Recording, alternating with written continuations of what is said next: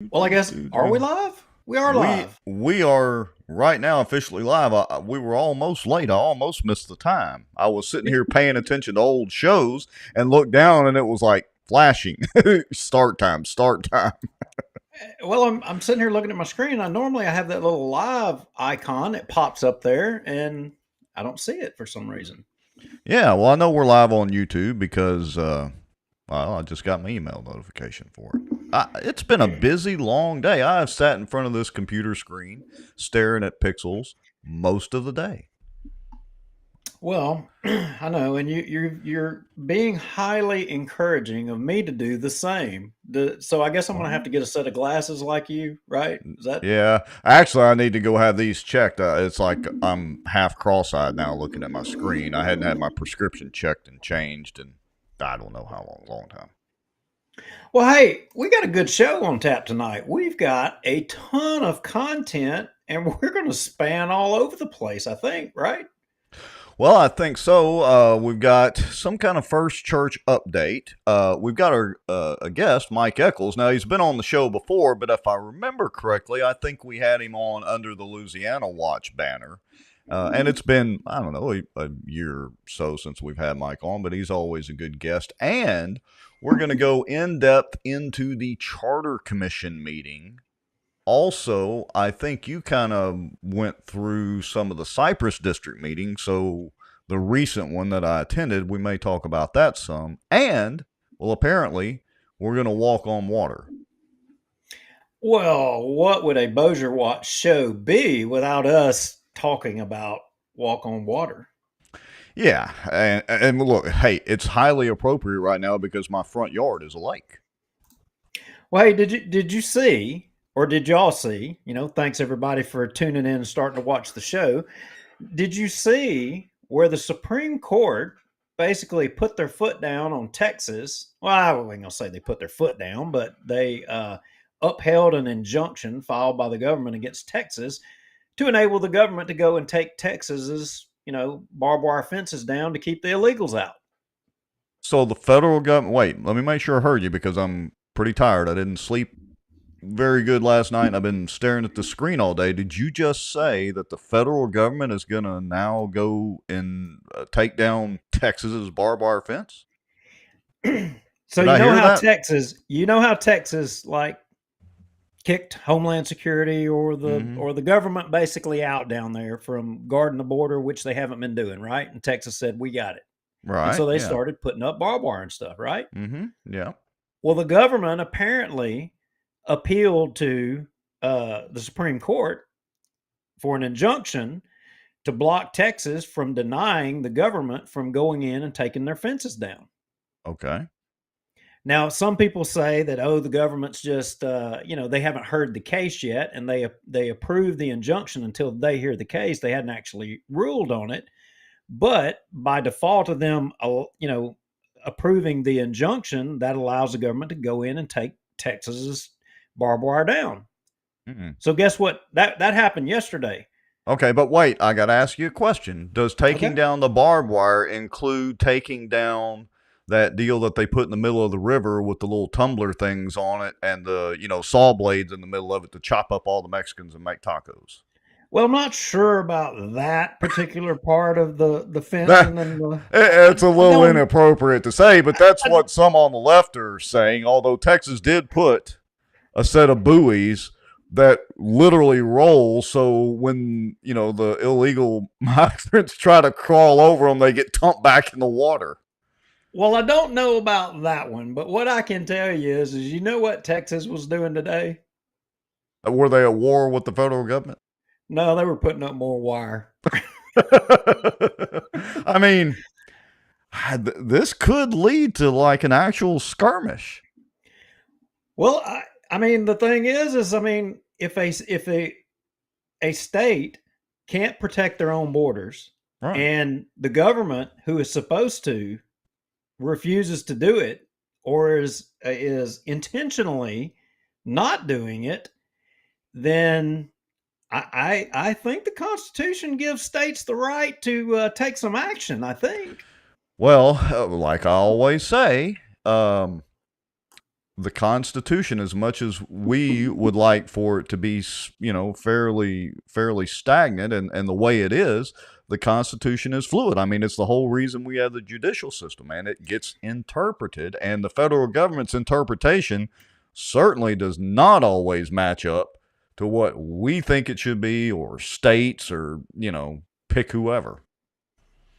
Well, I mentioned that about the border, and I guess what we'll do is we'll go ahead and take our little break, our little short break, and we'll come back and, I will, why is that relevant to walk on water? And we'll follow up why that's relevant. I'll lay it out there for you. Well, that sounds like a plan. Let me hit the magic button. Folks, if you're new here, here's what we're about to do. We're going to go into about a 3-minute countdown and about a 30-second little sponsor intro that gives you time to go pop some popcorn, make you a stiff, good drink, and share and tag the show out while you're out there. Text people if you have to. Let them know we're online. We're going to be talking about First Church. We got Mike Echols on, who's a state rep from over around Monroe. We're going to talk about the Charter Commission meeting. I've got video for that. And, we're going to talk about illegal aliens getting dumped over in the middle of the river while the federal government rips down the barbed wire. So we'll be right back in about 3.5 minutes. Here we go, Mr. Lowry.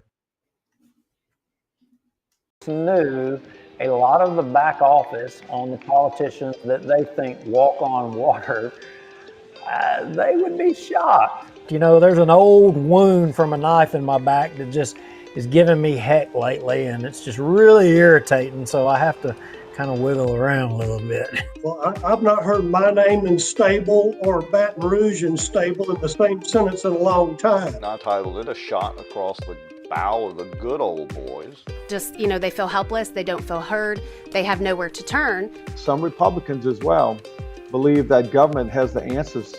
And let me tell y'all something. I don't know anything government does well. Nothing. Aren't there laws that say that you have public meetings so that the public can have accountability of their elected officials? They're making a little bit of progress, but I would definitely have to give the race to Caddo Parish right now. I don't know. Is there anybody from Plain Dealing watching, you think? As a member of the media, I'm very concerned about what I've just heard. Did you or did you not requisition some money to fight against this or for it? We hired a lobbyist, and it cost us $15,000. We were opposed to HB 630. So for this week, folks, the cockroach of the week, according to Bossier Watch and Duke Lowry and Rex Moncrief, is Raymond Croon's legislative assistant, Allie Feaster-Smith. Thank you, Allie.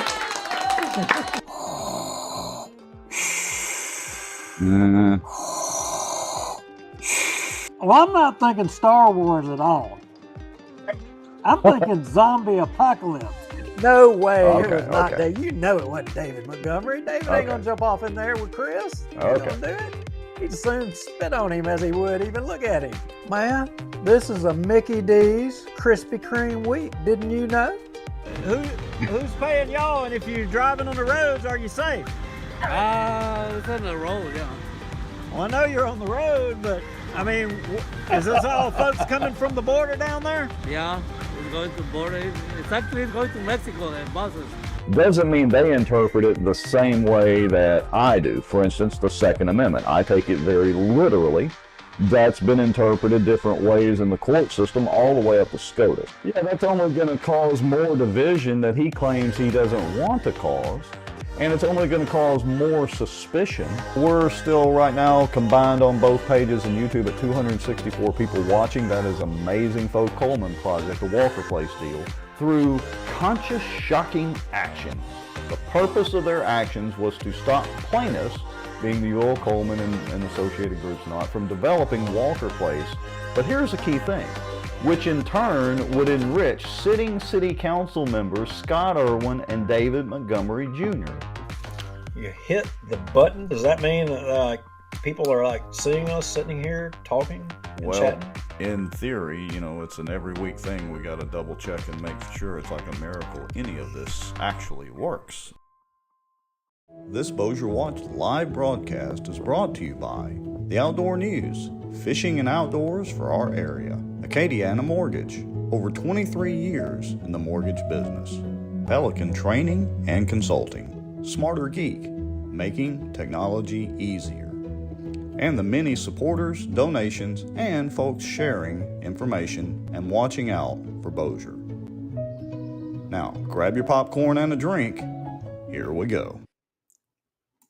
And we are back again, Mr. Lowry. We've got our guest in the green room, so whenever we want to bring him on, we can. We'll, however we want to do it. You know, we usually fly by the seat of our pants anyway. Yeah. You know, he probably don't want to be associated with us talking about walk on water, but I mean, you know, we might could skip that part and save that for later, but you never know what you're going to get with this show.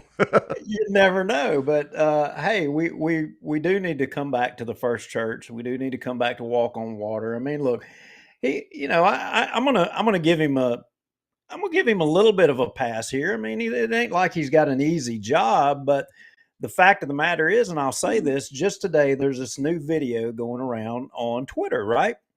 Mm-hmm. And you know, it's this individual with a Middle Eastern accent, and he's saying basically arrogantly to the camera, you know, you're too stupid to know who I am, and you're not smart enough to know who I am, but you're going to find out who I am real soon. I saw that. Saw a clip of it.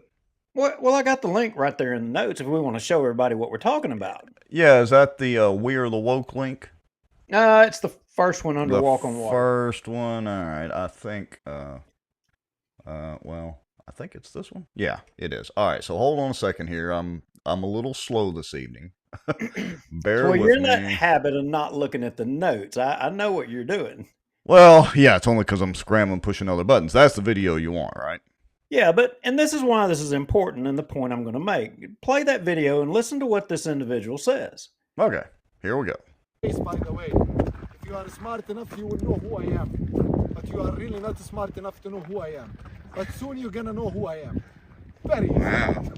Wait a minute. The entitlement. No, believe me, I'm much better than that. The entitlement, guys. That's it. Wow. Well, that didn't sound like a Mexican accent or Spanish accent. That sounded a little, I don't know, kind of had a little Middle Eastern. Well, it didn't take long for the internet to find out who he is. Uh-oh. So there's another link down in the notes. Gotta love the interwebs. Is it this one? That one right there. They've identified the guy. Well, let's dig the hole for Mike Echols a little deeper, and we'll just dive right off into terrorists. This has nothing to do with Mr. Echols. Yes. But go ahead. All right, here we go. If you are smart enough, you will know who I am. But you are really not smart enough to know who I am. But soon you're going to know who I am. Oh, uh-oh. So, this guy is like some Muslim terrorist organization chairman guy.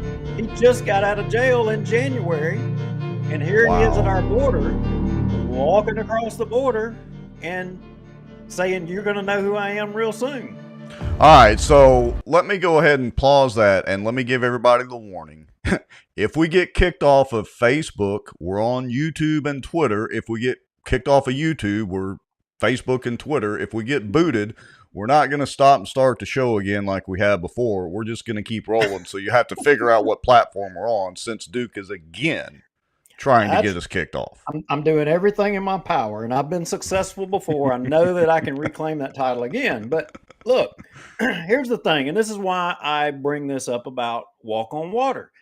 I mean, you know, all this money that we just spent, you know, that the Biden budget, and we sent a buttload of it over to Ukraine, more money to Ukraine. But what did we do about our border? It's still wide open. Right. And what's the most powerful thing we've got in D.C. to do something about it? Apaches. Well, F-16s if you're Joe Biden, but the power of the purse. And who wields the ultimate authority in the House over there? Right. Well, let's see. Am I saying it right? He's third in line. Yeah, because you got president and vice president and Speaker of the House. Yeah, but here's the deal. So we kind of gave him a pass. We said, I mean, if you were in his shoes and they're saying this is what's going to happen if you don't enable the money to go to Ukraine, right? And then something, really extreme, World War III or whatever happens, and you're him, I don't know that I want that on my shoulders. Well, guess what? This guy just walked across the border, and by all accounts, it appears he's a bad guy, and he's sitting there saying something's fixing to happen here at home. So if you're walking on water, I mean, is having to wear those shoes any different than the ones you were threatened with over Ukraine potentially? Yeah. Well, I'm just saying. It's a complicated problem. Look, I don't expect him to solve that any more than I expect him to, solve our debt issues or any of those other things. I expect him to get along just like every other speaker before him. I get it. Yep. You're right. Maybe you have more faith in your buddy Mike than I do, but I think when he walks on water, he still gets his toes wet. But anyway. At the rate this is going, I think he's going to get chewed up and spit out just like McCarthy. It's a possibility. For the sake of Louisiana, I hope that's not the case, but I think that's where it's going to. All right, so I got a question for you, and then we can move on or whatever. Have you been getting any of these we've mentioned this before, but have you been getting any of these phone calls from reporters digging in them, MJ? Well, of course, the Washington Post, the Guardian. Oh, wait a minute, I'm missing one. There's another one. What was that? But apparently, according to the text to you, I've been blocking them. Well, maybe so. Oh, the Daily Beast, which, left-wing deal. But look, I've just pointed them to our shows. It's simple. And it's publicity for us. I mean, it gets us at least one or two more people watching because they have to go through and watch the shows to figure out what the heck we talk about. Okay, so look, I know that our guest is just sitting there waiting in the rings, being tortured. He's like, "Let me in, let me in, let me." He might be trying to figure out how to hit the hang up button and get off this show. I'm sure. So let's bring him in and let's see what he thinks. Okay, so let me see if I can get this to work here. Hold on just a second. Let me hit that button. All right. Mike, can you hear us? So when you guys were talking about walking on water, I thought you were talking about those wood ducks that I missed, and they skirted along the water away from me. Oh, I didn't know who you were talking about. I don't want to hear about wood ducks when I've been sitting in front of a keyboard all day. Oh, we're going to get to the ducks, Mike. You just wait. All right, so you gotta tell us. So you're from the Monroe area for those that are new to the show. So give us an approximate location you were hunting. I used to live in Monroe and West Monroe, and my dad's side of the family's from Monroe, and I've hunted at a few places over there. So I represent Ouachita Parish now, Monroe, West Monroe, Sterlington, and I'm from Morehouse Parish. Formerly represented them prior to this last change of district maps, but I was actually hunting in Caldwell Parish in Columbia, about 25 miles from where I live, and so it's I know where that pretty is. quick trip. Spotted Dog Sporting Goods down there. Absolutely, some of the finest duck hunting gear and fishing gear you can put your hands on. That's where I bought my Benelli. So and I'm sure they appreciated it. Yeah. Well, we're going to come back to ducks, I promise you. But I've been hearing this radio ad, and it's just like eating me alive. And it's talking about all these selfish legislators, in regards to closed party primaries, and that they're just looking out for themselves. But I got to tell you, there's this one legislator that, I don't know, he has a keen ear for smoke alarms and things like that. And he actually raised an alarm that was pretty dang valid, I thought, in regards to HB 17. And you got any idea who that might have been? Well, I'm sure they were smarter than me, but I always make comments when comments are due. And the bill I had a concern from the very beginning, and I did address that with the author early on, and I wanted to do it on the floor publicly because, if I come to the floor and I start questioning a bill, something's up. And so the major issue I see, I've been okay with open primaries, but I do understand, the governor's long-term goal or ultimate goal to, um, hopefully elect more conservatives long term. And I think this process will eventually get there. But in the short term, this bill had some pretty bad problems. One of them is that if you were being primaried, the current primary system has that primary happening in March. Well, I hate to tell folks, but we're typically in Baton Rouge, so if you're in Shreveport or Monroe and having to drive the 5 or 3 hours to get down there, if you were being primaried, you'd be in the middle of legislative session. You couldn't get back and talk to your constituents. So that was a problem. Another major issue is, unfortunately, we can't raise money while we're in a legislative session. So an incumbent would have a massive disability to raise money or even be in their own district to be able to go out and hustle up votes to, when you got a heads up primary Republican you're running against or Democrat, whatever party you're with. So those are two major issues I saw. There were some others, but these were the major issues that were going to create some really big problems, especially with some of the new conservative legislators we've worked really hard the last few years to put in office. All right. So, Duke, do you want me to cue up the video, or are we ready for that? Or no, I think Mike covered it really well. I mean, actually, you heard it from the horse's mouth. We had the actually when you addressed oh crap, Julie. Julie, yeah. And she look, Julie's awesome. I love Julie, and she knew that there were flaws with the bill, and she said she would work on fixing them. But one of the things I found in this body, a lot of people promise to fix things in the future, and it's better to go on and fix it now, because if you have to wait, it may never happen. I know Julie would have done that, but I'm glad the amendments happened and the bill got back in a better posture just to impact what it did.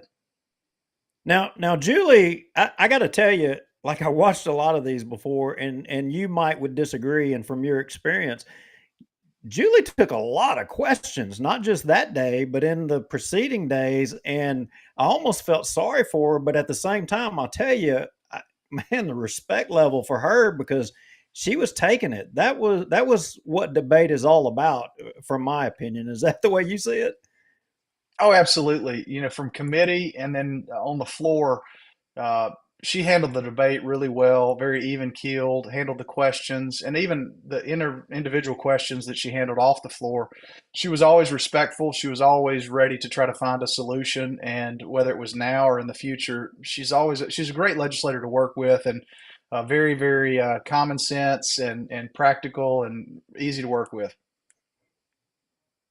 Yeah, she's always been sharp. I knew Julie before she became a legislator, and she was smart then, and she hadn't lost an edge at all. Now, there was this little bill called HB 14, and some people say that that was a superior bill to what ended up coming out of the Senate in regards to the redistricting of the congressional districts. What do you know about that? Well, it may have been a little bill that I authored on congressional redistricting. Now, when the bill first dropped, I had dozens of members come to me and say, "Hey, is this the governor's bill?" And I said, "Look, I didn't ask him, to run this bill.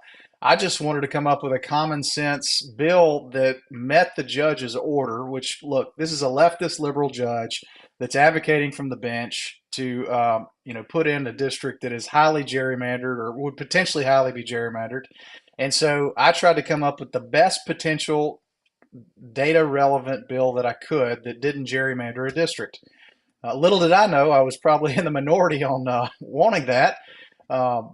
Fast forward, I got the bill out of the committee, went to the floor. We were in a jammed up timeline cycle. So the Senate bill was moving faster. There were several strategies around, do we amend my bill on the floor to further reflect the Senate bill? And just, again, there was a lot of back and forth. But I, essentially parked it on the floor because the Senate bill was moving. And, after all the conversations, it really feels like we were just putting together a gerrymandered bill so that there's a potential court case in the future that we can contest the maps again. So that's kind of where we ended up. We've got a gerrymandered district that complies with Judge Foote's order, which is unfortunate because it's gerrymandered. Now, when it goes to the Supreme Court one day, I'm sure they'll agree with us again, and they'll either go back to the existing maps we've got, or we'll get to go back and draw something again. Well, so for those of us that are watching that are not sure how districts should be typically drawn, let me put it that way, and what gerrymandering is, maybe give everybody a brief explanation of how that process in theory should work, and then maybe how it's actually working. So we work with 3 or 4 premises when we're trying to put together bills and maps that are favorable to current federal law. There's some things that we complied with, the Voting Rights Act, we comply with and ensure that our communities of interest are represented. And look, communities of interest is widely definable. That could be a group of farmers that all live in the same area, or a group of specific population, or it could be any really category that are communities of interest. There's a lot of ways to define communities of interest.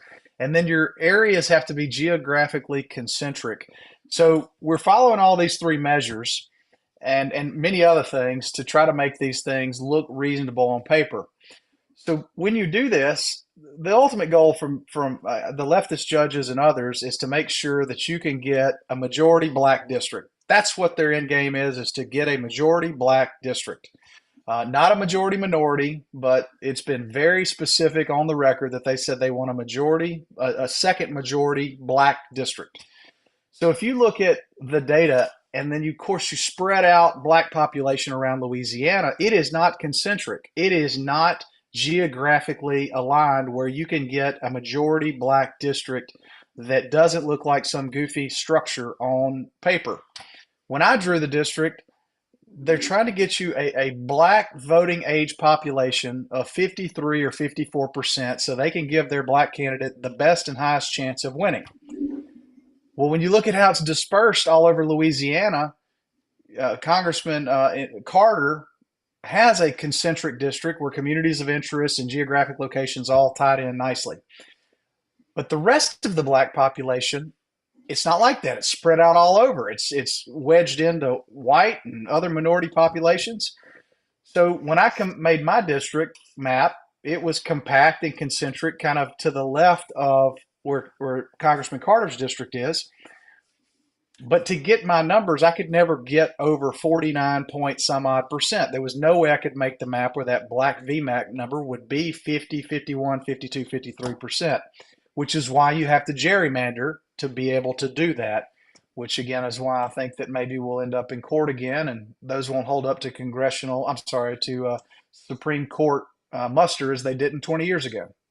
Yeah, so and for those of you that are watching, so a gerrymandered district is basically, if you think of the map and think of a district as being a relatively nice geographic shape, a gerrymandered district, keeping it very simple, it would be like, taking this district and stretching it around over here and looping around and including this city or this community to try to incorporate those people in that district. Is that a pretty good, easy analogy of it?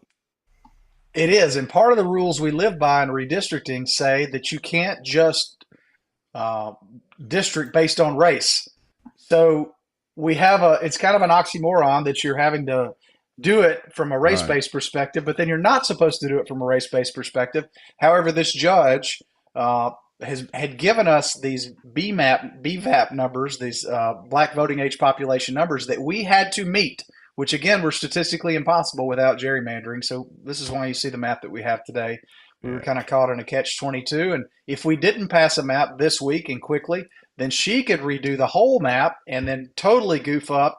I mean, you might have you talked about MJ, or my good friend Congressman Mike Johnson, the Speaker of the House.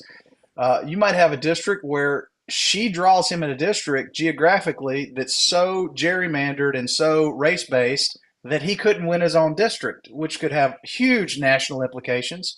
And the same thing with Julia Letlow, who's on the Appropriations Committee, or even Steve Scalise, who's the majority leader for the Republican Party. So The national implications of this could be quite dramatic. So we, as I guess, a body, did what we could to make sure the judge's orders were met and pass a district. Now, Mike was advocating for more legal action. Was he or was he not?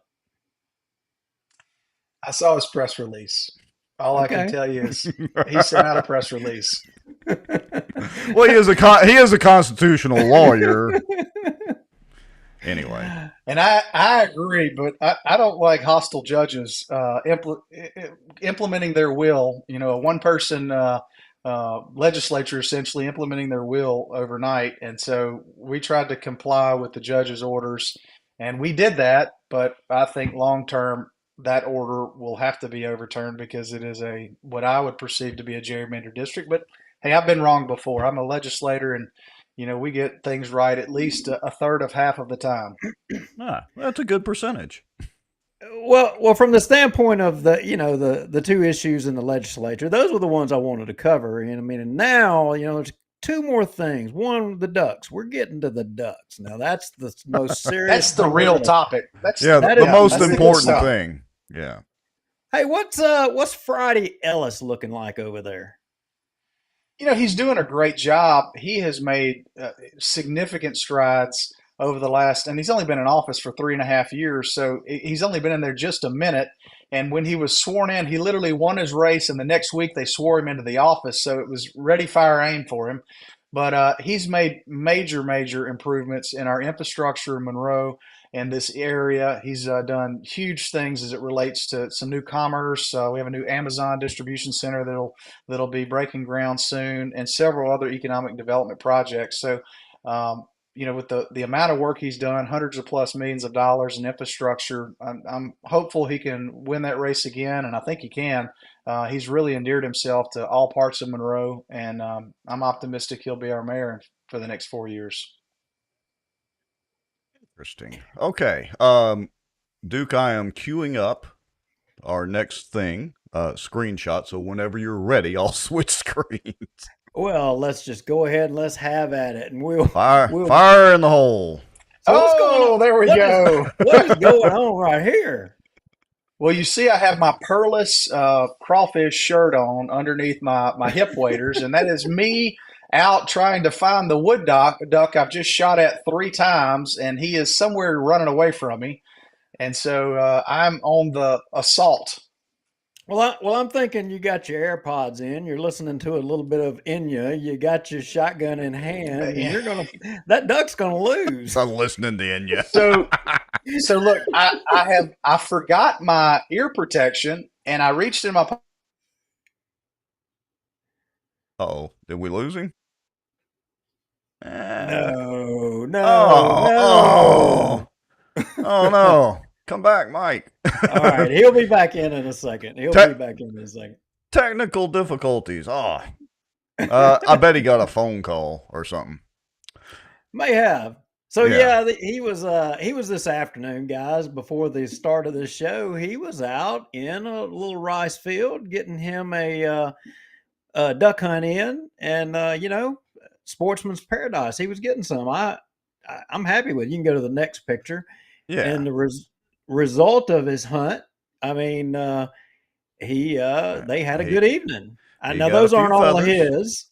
Those aren't all of his. I mean, full disclosure to the Wildlife and Fisheries. I'm thinking those are wood ducks, and you can't shoot but about 3 per person. And him and a couple of folks had him a pretty good little afternoon hunt. So, all right. So let's see. The next one we want is what? Radio collared. Well, we'll wait till he gets back in because he may not want to. He may not want to show that one. he may not want to talk about that. Till he comes back in, why don't we jump to the next subject a little bit? Jump ahead. And which one? Where do we want to go to? First, here he is. Hold on just a second. So hold on, Mike. Let me get you in. Let's see. Can you hear us? Loud and clear. How about me? Oh, you're perfect again. You got to have a phone call or something come in, or just lose connection? The rain has got his interwebs wet. Oh, good grief. We're going to have to get some internet connectivity over there in Monroe. No, my phone died, so I jumped on my iPad. And All right. Gotcha. Well, it's lagging a little bit. I would have stayed off the show, but we actually had a pretty good hunt, and I had to come back and brag for just a minute. I will tell you this: the wind was blowing. Are we on air? Can you hear me now? Yeah, we can hear you. It's a little bit delayed, but we'll let you talk. So go ahead.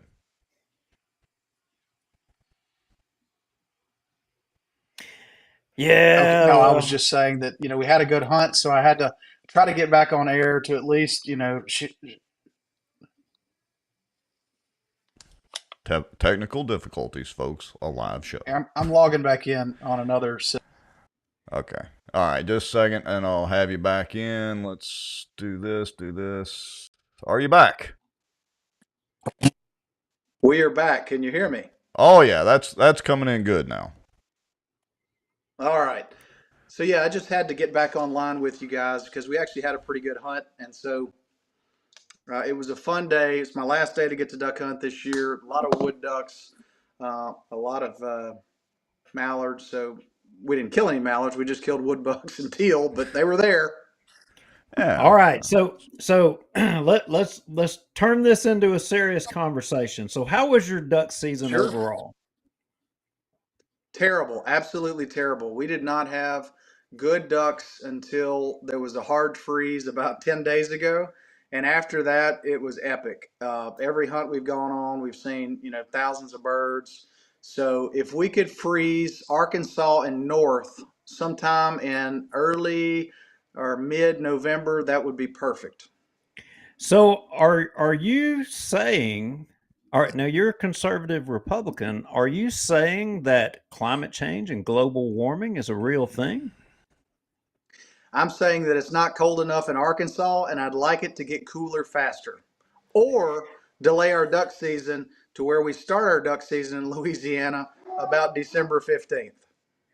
And run till what, about February? Oh, May, June, as long as we got ducks.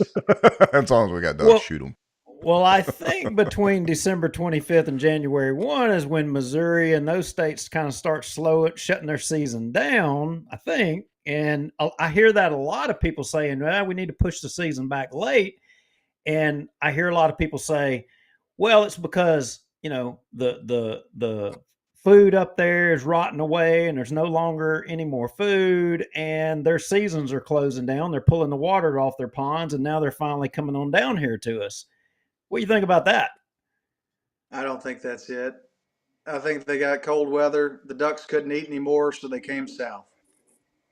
All right, Rex, pull out the radio collared mallards. All right. And look, I do agree that the duck patterns are moving east, but I just know that it's cold up there and we got ducks. So cause and effect. All right. Well, I'm going to show you something. I'm going to challenge you here. Here we go. Radio collared mallards. Oh, here they come. Now, you see that screenshot? Yep. That was 2 days after the freeze. And that's all the radio collared mallards, 2 days after the freeze. After we were froze up solid down here, that's where they were. Well, I told you we were killing wood ducks and teal by the thousands. Now, all your radio trained mallards, I don't know where they are, but the teal and the wood ducks are here. Well, if they, good. Okay. Well, let me give you another slide. For every 100 teal and wood ducks we saw 2 mallards. So they weren't radio controlled.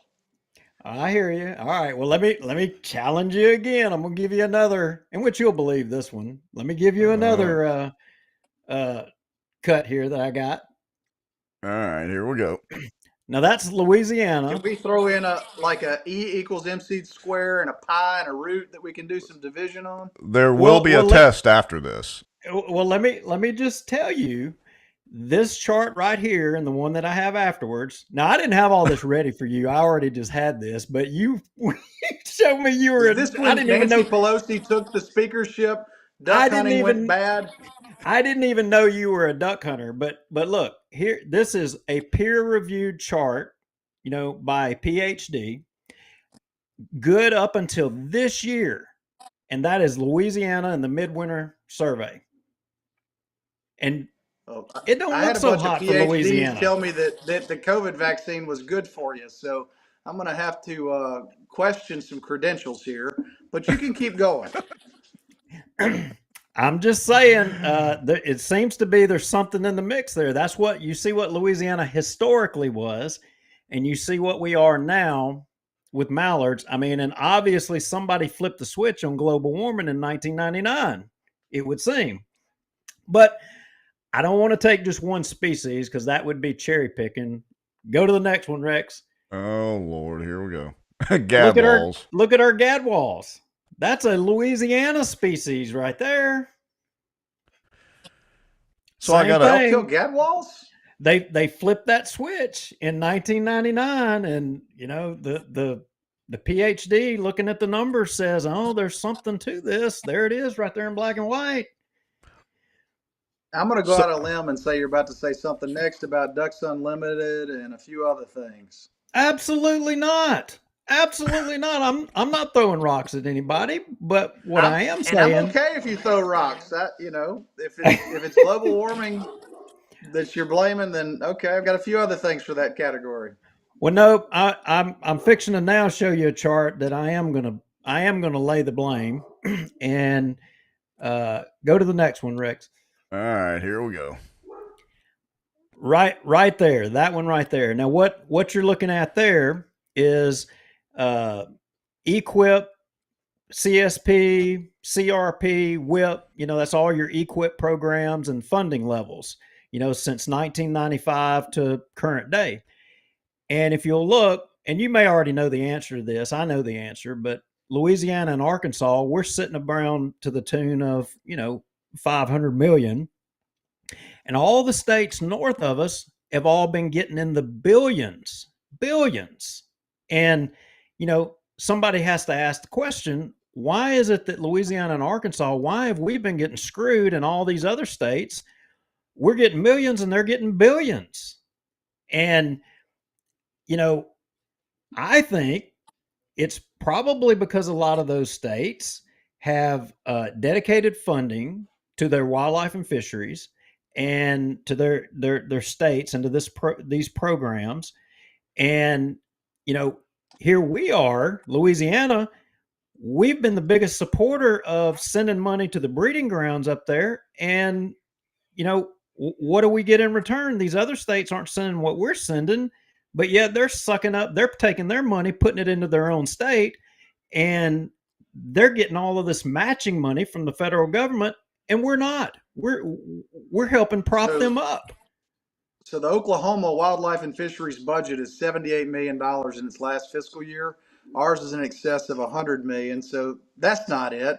So we got to come up with something else. I think if they're using some federal grant or matching scheme to help farmers keep crops in the field post harvest, instead of not paying them to not do a crop, then that could be part of the problem. But again, I go back to cause and effect. It was really cold. We haven't had any ducks. Everything froze north, and then they showed up. I like that theory for now. Let's keep Arkansas frozen. Well, I wish that were the case, but if we have to have winters like we just had to ever have ducks in Louisiana again, then we're shit out of luck for the rest of duck hunting. Duck hunting's dead. I hear in Shreveport they turn the water off whenever it gets too cold. So that's kind of a rough ride. I don't think that was by choice. Well, we got to do something about ducks, and me and you will just have to disagree. I don't think it's all about the cold. Until you show me the wood duck stats and the teal stats, I just can't believe you. It just seems like Fauci math. Well, if you keep murdering all them wood ducks in a rice field over there, I mean, hell, we ain't never going to have no wood ducks. Well, y'all brought up something earlier in the show, and I want to tell y'all that I've worked on this a little bit already.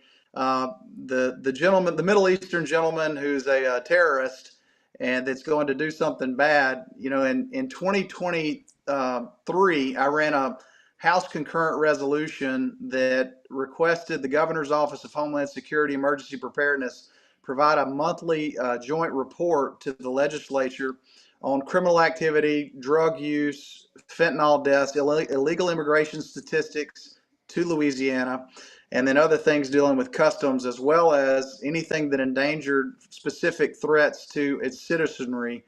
And, they've started doing some of that, but we as legislators need to know more about these terroristic threats that are happening. It's becoming a national phenomenon.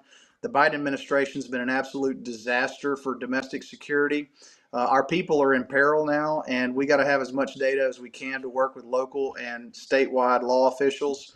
So there's a lot more to be done here, and I'm going to be working with the people and patriots that are worried about this, and we're gonna work on addressing this, and hopefully, with the crime session that's coming up, we got a lot of work to do to take those criminals, those thugs, those robbers, those murderers, and put them under the prison forever versus letting them back out on the streets. Amen to that. Well, and maybe the ones that are coming across that border, we just need to ship them back to wherever they came from. We just saw President Trump win the New Hampshire primary, and he's echoed similar policy positions, and I'm hopeful that he is victorious, and we can put him back in to make some of those policy decisions a reality.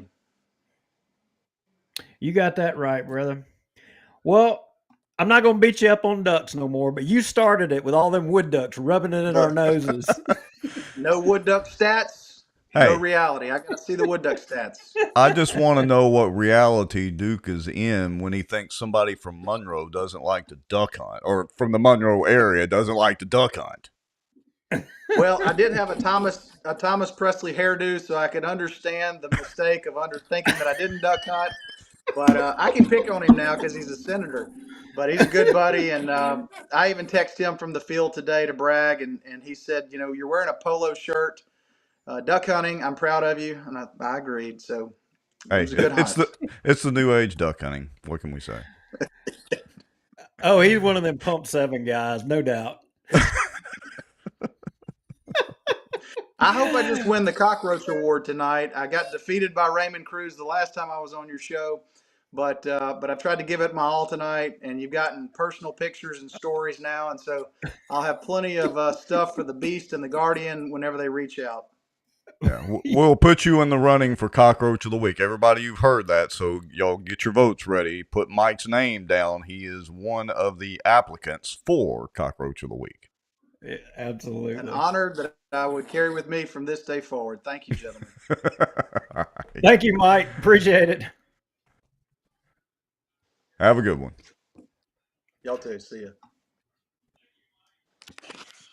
All right, Mr. Lauer. So, so let me find the comment here. Let's see. Hold on just a second, because Andy Monica asked us, "Oh, is this the Outdoor Channel?"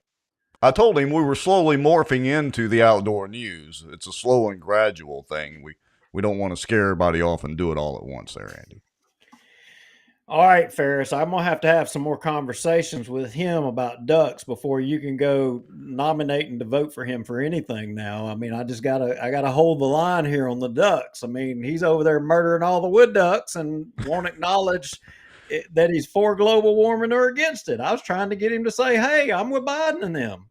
So I refresh my memory, because it's been a long time since I pulled the trigger on any ducks, but aren't most wood ducks resident ducks, or do they actually migrate that much? There's a lot of them that do migrate, but they don't have as wide a range as the mallards and all that, right? As wide of a range. Well, I mean, they're freaking all No, over. I mean, they're distributed all over, but I'm talking about as far as their migratory patterns. Yeah, they don't migrate like mallards and gadwalls and pintails, Canada geese, Arctic geese. They don't migrate to, and so there's going to be a lot of waterfowl people out there. Some of them are going to cringe, and there's two different groups. to their ancestral wintering grounds. Ancestral wintering grounds. And for some waterfowl people that don't waterfowl hunt, they're like, what in the heck are these people talking about? And the ones that don't agree with me, they're taking their fingernails and they're like scraping them on the chalkboard right now, listening to me say that. All right. So we'll be talking some more about hunting and fishing on another episode. I can back everything up I'm saying statistically and historically. You have the numbers. You have the math. The math doesn't lie. And look, it doesn't lie. There's something going on. Well, I don't want to get too far off on that tangent. We got a bunch of stuff to talk about. We'll have to save that for another show. Yeah, I like Mike. I don't want to. I can't make it too personal. I got to be careful here, or whatever. But I respectfully disagree with my buddy Mike. Yeah, it's not his fault the ducks aren't showing up. I mean, he would love for the ducks to show up and go out there in his sneakers and polo shirt and, and his iPods, his AirPods, listening to Enya. I mean, he's a good guy though. So, all right. I bet he throws a little enigma in there too. He probably does. All right, so what do we want to talk about next? Do we want to do the first church update? And folks, we're going to get into the Charter Commission meeting, and let me also set this up a little bit before we get to it. Our good friend Wes Marriott from Sobo Live did video the meeting, and so he was kind enough to share that out. I did a little audio magic and boosted the audio, and we've transcribed the whole meeting now, so we're going to talk about that in just a little bit once we get to it. So what do we want to talk about next, Duke? You want to hit First Church? Yeah, let's talk about MJ. No, we already talked about MJ. He's old news. Okay. Let's get First Church out of the way. All right, so let me do share screenshots here. Let me get duck numbers out of the way. Yeah, right. So in the past, there's been a lot. I mean, we did a bunch of shows. There was a lot of drama with First Church, and they've had this big kerfuffle, and you've had one faction suing, Jerkovich and the church and all that, and it's been winding its way through the court system. Went to district court, then a part of it went to the Second Circuit Court of Appeals. Another part of the case was waiting on in the district court was waiting on the opinion of the Second Circuit before they ruled. Well, Second Circuit ruled, then the district court, as I understand it, was able to rule on that piece of it. And so then it all went back to the Second Circuit. Second Circuit upheld the district court on all of it. Well, then it got appealed to the Louisiana Supreme Court, and the Louisiana Supreme Court upheld that. And so this was sent to us anonymously. So as of, and this was an update apparently from, the pastor, that's got to be Brad Jerkovich, to the members of First Church. All right. You want me to read it off? Get with it. Now, I can't do my whiny Brad Jerkovich voice, but I'll do my best here. Anyway, and for those of you listening to the podcast, this is, like Duke said, it was sent to us, appears to be an email from the pastor sent to us anonymously. So here it goes. This is the pastor's legal update, January the 21st of 2024. I wanted to give you a brief update to a challenge that our church body has been dealing with since a couple of years ago when a small group of disgruntled former members filed lawsuits against First Baptist Church of Bossier. The plaintiffs have requested a judgment nullifying the amended Articles of Incorporation adopted by the church in 2014. They wanted to take control of this church body. Through 2 amendments of their lawsuit, these former members have even asked the court to remove me, Eddie, Laureen, and our entire leadership team.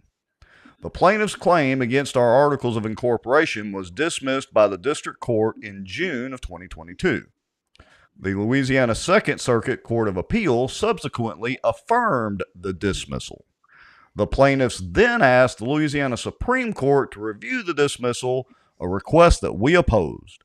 I am happy to report today that we have received notice this week that the Louisiana Supreme Court denied the plaintiff's request. This means that all claims against the church have been dismissed and will stay dismissed. It also means that this group of plaintiffs can no longer pursue any other claims against our church. Unfortunately, this is not the end of our legal battle. Because these plaintiffs have amended their lawsuit twice now to add me, Eddie, Lorene, and the 6 members of our leadership team as additional defendants, we have to still address that, and we will. Several motions seeking dismissal of this claim are scheduled for hearing on February the 15th of 2024. Let me make sure I'm still live, because it looks like we lost Duke. Okay. There's Duke. All right, so coming back to it, in the face of these unbiblical... Now I can't talk because I was just thinking it's odd that, I mean, he must have been praying really hard to cut your stream off in the middle of reading this. All right, sorry, folks. Here You're doing so good. I know, I was doing so good. Okay. In the face of these unbiblical and divisive actions against our church, God himself has graciously sustained, strengthened, and defended our ministry. He has given our ministry victory on multiple fronts. We believe he will not only see us through this remaining challenge, but God himself will use our church in even greater ways in the coming years. I want to express my thanks to our entire church body for your faith and courage and biblical conviction. You are an incredible testimony to this city and region and beyond. I also want to say a special thanks to Eddie, my assistant Lorene, and our leadership team. They are warriors. They love Jesus, love this church, and they will not compromise the word of God as given to me himself. They have never wavered. Pray for them, and let's continue to stand faithfully for the Lord. And while we still have time, let's point people to Jesus alone. There you go, dude. Well, look. I'm sure I'll get struck by lightning any minute now, so, you know. Well, I'm going to go to this. I still go back to, and in my humble opinion, both parties, both sides of this equation brought this church to where all of this is today, regardless of who wins or who doesn't win. Okay? I mean, when you start using the church for politics, this is what you get. And there's no denying that First Church was the hotbed of the politics in Bossier Parish. Yeah. It was it. To remind everybody, that's really the only reason we're talking about First Church is it was basically a political playground. That was it. I mean, and I remember a conversation I said, you know, you build this big, massive church and you're building a fort, and you're building a fort and a castle with walls to keep people out. You know, right. And it's supposed to be the opposite. You're supposed to build a church to bring people in, not keep people out. But it served as the opposite. That's my opinion, and a lot of people would disagree with me. And well, look, that's fine. Again, the math doesn't lie, and the numbers of people that left it, and not that, you know, having a successful church and successful being defined to me as bringing people closer to God and bringing people to Jesus, but as far as the numbers go, there's no denying that just like the Ducks, you know, leaving Louisiana, folks left First Church. Now, whether they got kicked out, whether they left of their own volition, you know, there's no denying the numbers. The math don't lie. Now, maybe they're building it back up. I don't know, full disclosure. I hadn't set foot in First Church in a long, long time. Well, maybe the crossroads of politics finally met. I mean, there's an argument to be made that maybe Jerkovich's politics were too conservative for the people that were there. Maybe he wasn't conservative enough. But either way, the politics got crossed and it destroyed the church. And I mean, with all due respect to one of our commenters in there, they said that it wasn't that way before Jerk came. I beg to differ. I don't think that's completely accurate, because I know of instances of politics that took place over there before Jerkovich ever came around. Now, did once Jerk come, did it go to another level? Yeah, I think it did. I mean, we've shared on this show a picture of Jerkovich in the room entertaining Mike Johnson, Richard Ray, Alan Seaball, Bill Cassidy, David Vitter, I think even Ryan Gaddy was in that room. I mean, oh yeah, it's a who's who of politicians that have been through that church. And not that there's anything wrong with, obviously we expect our politicians to attend church services, but it's the way that those politicians were used. I mean, we shared the clip of, let's see, who was it? Was it Low Walker and David Montgomery? I mean, he may as well have had a political rally letting them speak. And as the rumor goes, denied a certain other candidate the ability to speak, or at least that candidate wasn't allowed to. So I don't know. It's a hot mess over there. Either way, in boy, my wife. Yeah, I see that comment. You're gonna have to block her and cut her off. Anyway, all right. Well, let me just say this. For those of you that maybe it's your first time listening or hearing us talk about First Church, for reference, if you want to go back and look at show 56 that we did and show 69, you can go scroll through the Facebook stuff, or to me, it's easier to find it on the YouTube. We've got it listed under the YouTube videos. You can go back and review those shows and get a little more context into what we're talking about. So I'm just curious. Yes, sir. Are you a WASP member? Well, I have to say, until this afternoon and this evening, I honestly didn't even know what WASP is. I mean, do you think Mike Echols is a WASP member? I don't know. We should have asked him. We forgot to ask him. We did forget to ask him. Yeah. Is anybody else out there a WASP member? WASP. Let me put that in the comments so y'all will be able to see it.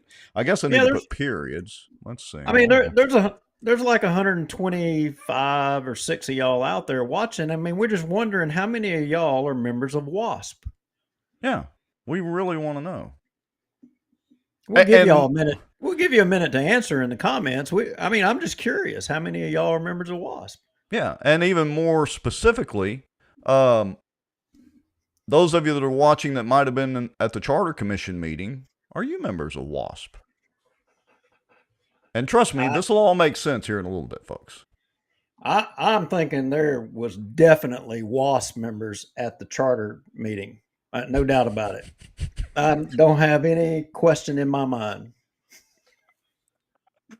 I think rather than let y'all know what the acronym stands for, if you're not going to Google it, Michael Ferris has already beat us to it. And them fingers was working overtime. Wait a minute. Your wife's at it again. I got to put hers up here first. Women against stupid people. She's on a roll tonight. She is. My goodness, what has gotten into her? Yeah, Paul Johnson's already. They've been Googling and looking things up. Okay, so white Anglo-Saxon Protestant, and let's give a little credit here to Paul Johnson. Okay. Shelley Renee Polke, she got it as well. Okay. So we just got to go to the video. Yeah, it was one of the more comical highlights of the Charter Commission meeting. So refresh my memory, Duke, because I've slept since last week. Did I give an update on the Charter Commission meeting, or kind of just a brief summary of it? I think I did. I think you said that we were going to cover it the next meeting, right, and you maybe said just a little bit about it. Yeah, I think I gave some highlights about it. Okay, so let me get everything queued up because, of course, I'm naturally not ready. So hold on just a second. Let me find this. So a lot of you know the Bossier City Council, they convened a charter commission. And why did they convene a charter commission? They convened a charter commission because some unruly citizens in Bossier decided to exercise the privileges that are allowed to them in the charter as it exists in Bossier City. And the thing they tried to seek to do, you all know, is term limits upon all of them, to which they all said, oh, heck no, we're not going to let those measly citizens of Bossier City dictate to us or make the rules or laws of Bossier City. We'll show them, we'll fight them in court. And then, gee willikers, we'll convene a charter commission and we'll make our own rules. Yeah. The heck with you pesky citizens. They've They've only had 20-something years to do this, but, it took all of us to motivate them to do it. Right. Okay. So let me get my screen positioned here because for some reason I wasn't ready with the main thing we're kind of talking about tonight here. So this was the Charter Commission meeting. And, they held it during the ice storm naturally, or, on a day when let me get it back on the screen. On a day when, the state police and all that were recommending to everybody to stay home. And some reason I can't seem to get my screen to play nicely here. So hold on, folks. Technical difficulties again. But they went ahead and had the Charter Commission meeting anyway after the city council meeting, which they also held last Tuesday, which was right in the middle of the ice storm. And, anyway, so they did. Now, fortunately, they were supposed to stream this, but they didn't. And I actually had my iPad and my tripod in my truck, and I was just going to record it and then publish it later. But I thought, no, they're going to stream it. I left it out there. And then by the time we got into the meeting and I realized that they weren't going to stream it, I wasn't leaving the meeting to walk out there and get my iPad and all that in the ice. So I recorded the audio, but Wes Marriott from Sobo Live grabbed his phone or whatever, and we got video of this and I boosted the audio. So we actually have a pretty good coverage of this meeting. All right. So here we go. Let me see if I can get my screen tweaked just a little bit. I can't make it seem to play nicely like I want to for some reason. All right. So let me scroll. Let's see here. All right. Why? Let's see. Well, this is what are you looking for? Yeah, I'm looking for. I thought I had my timestamps before this. All right, here we go. So, well, all right, hold on. Let me hit play. Or order that the council uses, and I will be glad to hand over these secretary duties to someone once you select one. All right, so this is some of this is boring. We're literally not going to go through every one of these timestamps, but this is Richard Ray. And at the very first meeting, of course, they hadn't selected a chair or vice chair or secretary or anything like that. So he was kind of acting as a secretary and maybe moderator or whatever until they actually elected to do this. So he's kind of explaining the rules. And he mentioned that they should follow the Bossier City Council's rules of decorum. Well, of course, Wes Marriott took issue with that. Now, he's holding his phone, so that's why it's upside down. The important part is listen to the audio. Marriott, 4330 Panther Drive, Sobo Live. Just very quickly and very briefly, I'd like to introduce myself and tell you that I appreciate the work that you're doing. Before you vote on the agenda, you've received some advice from Bossier City Assistant City Attorney Richard Ray to adopt the rules of decorum that are currently in place by the Bossier City Council. I would caution that those rules are currently the topic of a federal lawsuit, citing that those rules are unconstitutional. So I would hazard and I would caution this body not to adopt those rules, but to adopt the general rules of decorum that are approved by the courts of many jurisdictions throughout the United States, but not specifically some of the unconstitutional rules that are approved currently by the Bossier City Council. All right, so I'll skip the rest of it. Wes, you did a great job, by the way, but I'll save everybody from hearing it. Basically Wes was reminding him, wait a minute, your rules of decorum for the city council are part of a federal lawsuit. And then Colonel Crockett came up and had his comments on the agenda. So we'll listen to a minute of that, and then we'll do some commentary. Crockett, 653 Dumaine Drive, Bossier City, Louisiana.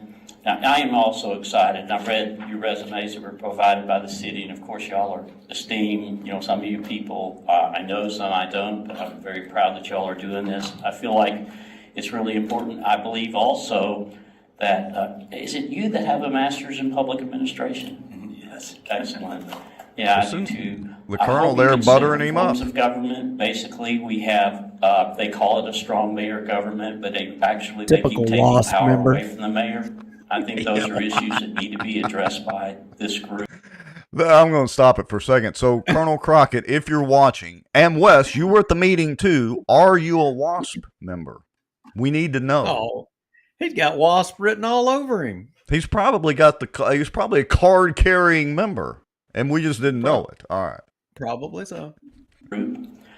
Whether you stick with a mayor-led or a president-council-led with a city manager or something like that, that ought to be considered. My recommendation is that you do some field trips and things like that. Sugar Land, Texas is one of the highest recommended functioning city councils in the country. I think it's gained a lot of recognition. There are a lot of things like that. I hope you, we'll participate. I think you know the people that are standing up here a little bit. But I think there are a lot of things like that that you can do to improve the council. But I think Bossier City has such a great reputation, but I think a lot of the things that have heard lately is that the public doesn't participate. It does a great job with publishing these minutes and things like that. But I do believe that they're losing reputation because they don't compete contracts and things like that. So those kinds of things can be improved also. A more restrictive, a more conservative government where the public feels that they have confidence that the money is being spent wisely because you do compete contracts. Those are things that need to be put in the charter. The term limits issue is something, of course, we want to see that's done really well also.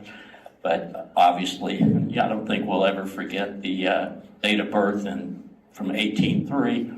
But I do believe that we're going to continue to pursue that. And I think that if you read about Avoyas Parish, that it looks like they're going to give in on that with that police jury to have term limits discussions or maybe.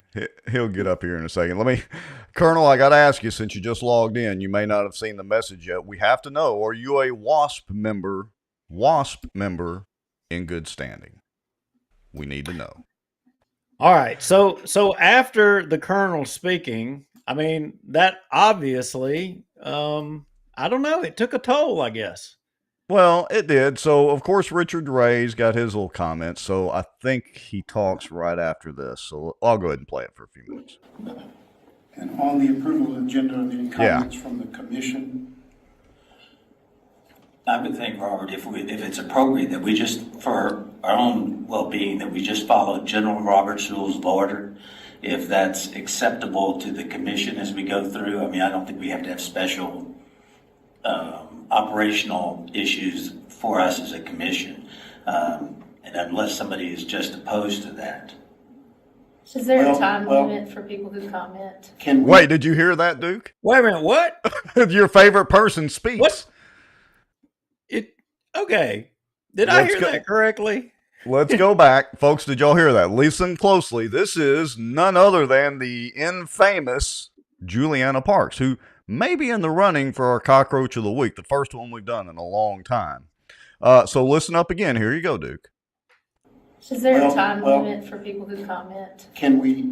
Is there a time limit for people who comment? She's right out of the gate. Notice she did that after the colonel was up there. He gets picked on all the time. So the first thing in trying to redo the rules to better represent the people is you're worried about limiting comments. Yeah, don't elect a speaker, don't or chairperson, don't elect a vice chairperson, don't elect a secretary, anything like that. Right out of the gate, we want to limit the public. Good job, Juliana. Oh, and she has some other choice quotes in this meeting too. I don't know what to. I'm speechless. I'm speechless. Christopher James Norris. Speechless. Christopher James Norris says, "Why is she sitting in the middle chair as the leader? She wants to be the leader." Well, I don't know. She kind of. You'll see here in a minute. It'll kind of explain itself. Is the police jury running Bossier City, or is Bossier City running Bossier City? It would seem the police jury's running Bossier City.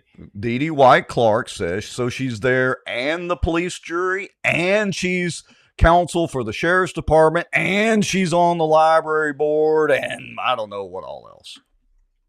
So she's a busy girl. No conflicts anywhere.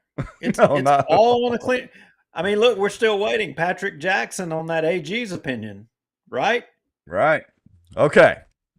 So your wife's on a roll. Why is she there? Can't the government not work without her? No, they have to have her expert legal opinion everywhere. Well, I think they actually said that though, right? Didn't they say? Oh that? yeah, they did. Preston buttered her up pretty good. So we'll get to I think that. All right. We've got that video. They said that only they could do it. Yeah. All right. So here we go. Just a moment, because we're only discussing the agenda itself. Right. And so, Yeah, we're only doing the agenda. We'll get to limiting the public's rights later. Yeah, we're not going there yet. Yeah, this is crazy.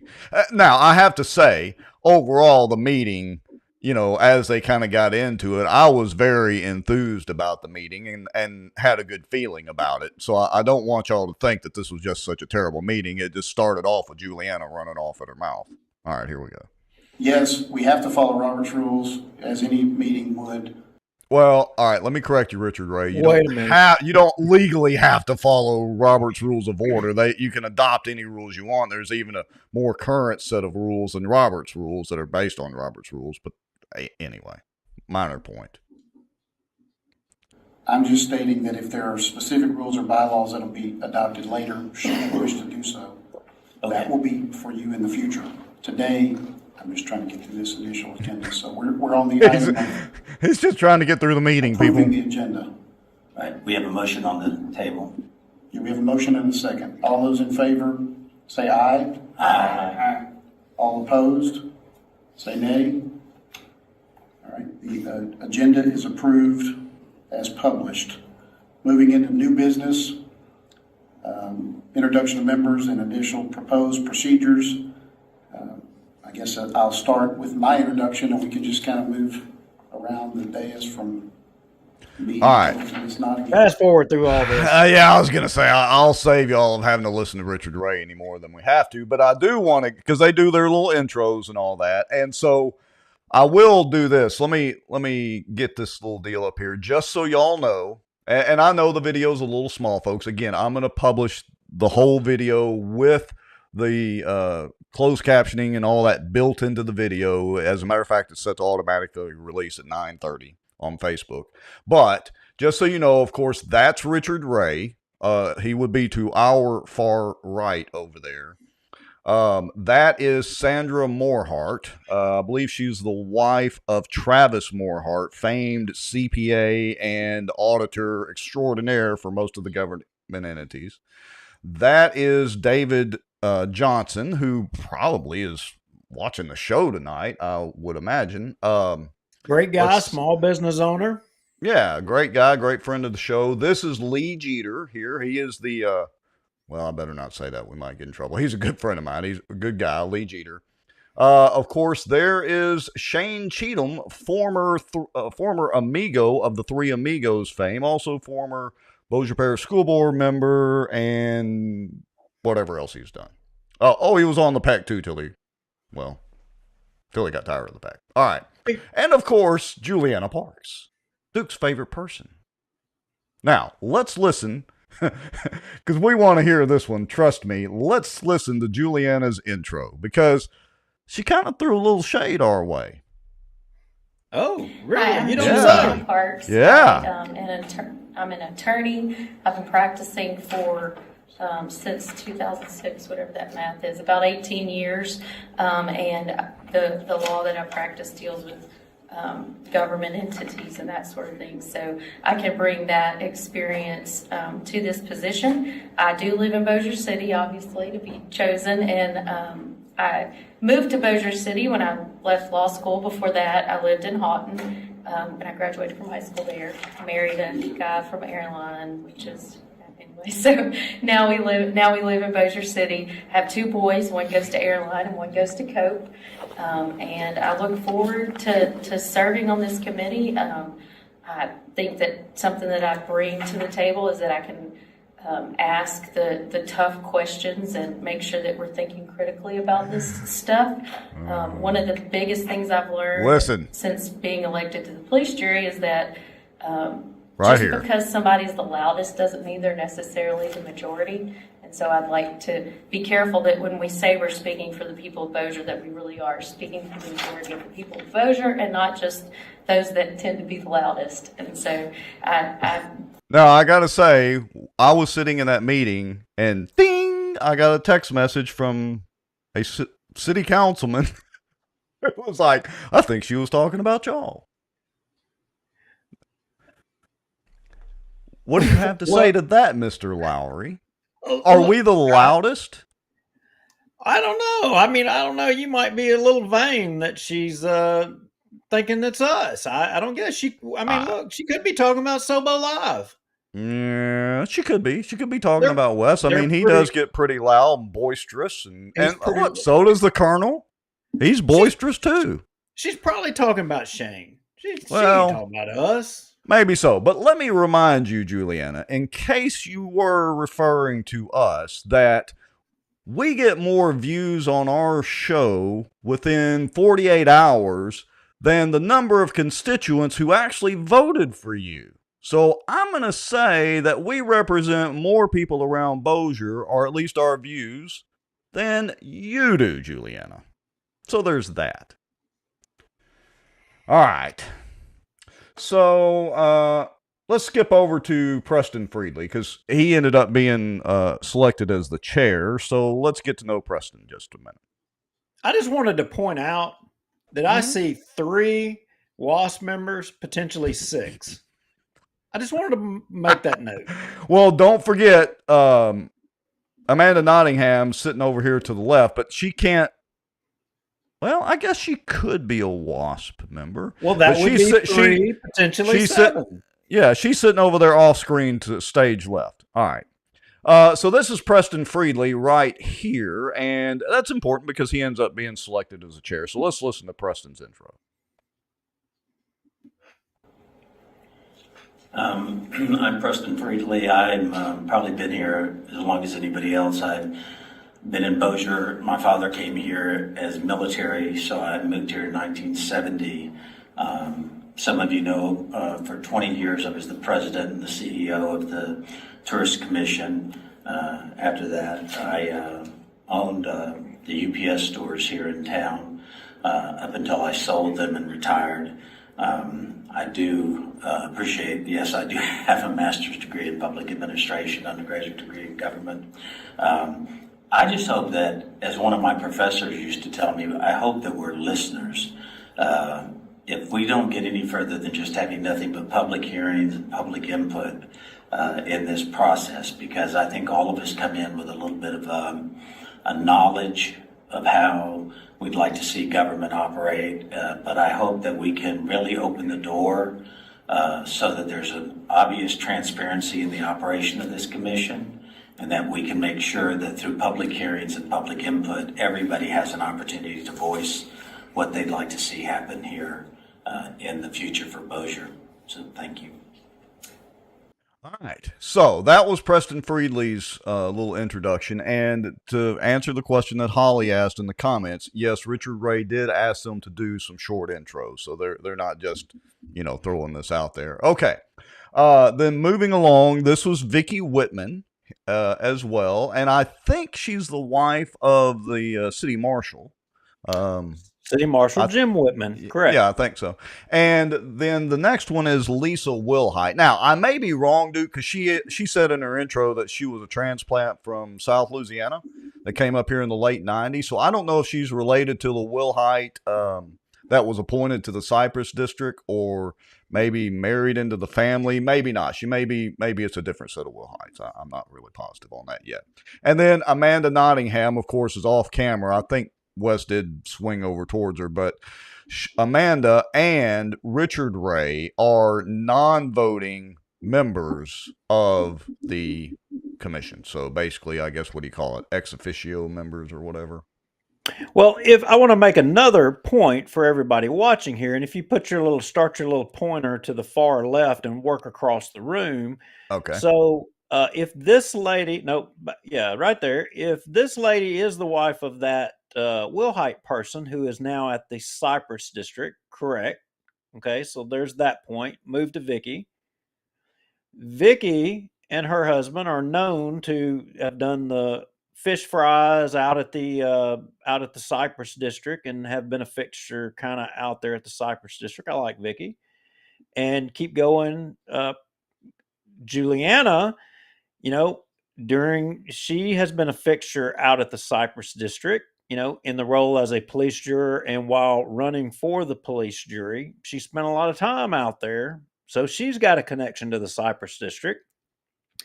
Shane, no connection, no connection, no connection. Bam. Didn't Moorhart, didn't he do the books out at the Cypress District? Yeah, but now let me defend Moorhart a little bit because it's been a while, but he had one of the more famous quotes that I caught on video, and basically it was, you got who is the CPA and auditor for the Cypress District, warn them about telling the banks, they're going to do one thing and they're going to do one thing and then they do a completely another thing. Well, since that time, they won't let him speak to the public.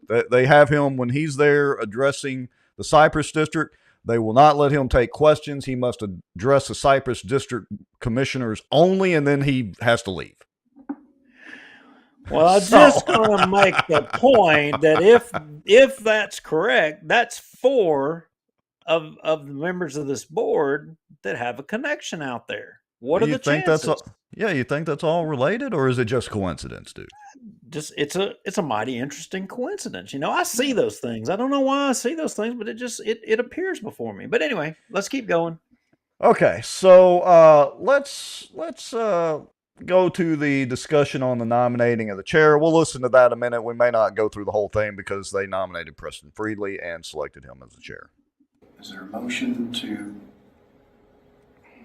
nominate someone? We'll start with chair. Is there a motion to nominate anyone as chair, or is there a motion? Is this something that the commission wants to handle today, or do you want to handle it at a future meeting? I just as I stated earlier, this agenda. All right, I'm going to stop it right there because they actually don't select the chair for a few minutes, so we'll get back to more nominations on that. I want to skip ahead about a minute or so because there's some discussion of employees on the clock and streaming and the meeting times, and so this is how that started. So here we go. The only thing that I would say is that it's 4:49 and there are issues with I'm a salaried employee. I'm here as long as you need me to be. But there are such dedication, that Richard. are on the clock that will after 5 o'clock. Oh, you mean he don't work for Manshack? Well, he's got to work a lot of overtime to figure out how to get around those BS open meetings laws, right, Richard? Isn't that what your boss said? Yeah, but Richard, just because you're a salaried employee doesn't mean you can't file for overtime, right? You need to go talk to Ben. And you need to go talk to Ben, Richard. Yeah, he's an expert at that. All right, here we go. Manchak's got that figured out.